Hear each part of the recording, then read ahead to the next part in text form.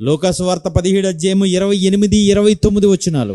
అయితే లోతు సొదొమ విడిచిపోయిన దినమున లోతు గారు ఉన్నంత వరకే ఆ పట్టణపు యొక్క మనుగడ.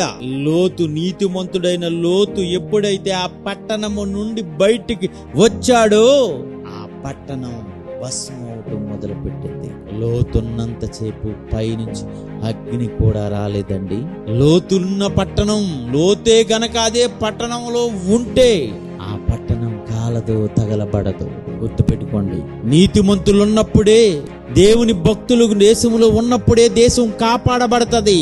ఈ భక్తులే మా దేశంలో ఉండకూడదని మతోన్మాదులు భయంకరమైన మాటలు మాట్లాడుతున్నారు. ఒకవేళ క్రైస్తవులే లేకపోతే, దేవుని నమ్మిన నిజమైన భక్తులే లేకపోతే దేశం చాలా ప్రమాదంలో పడబోతుంది.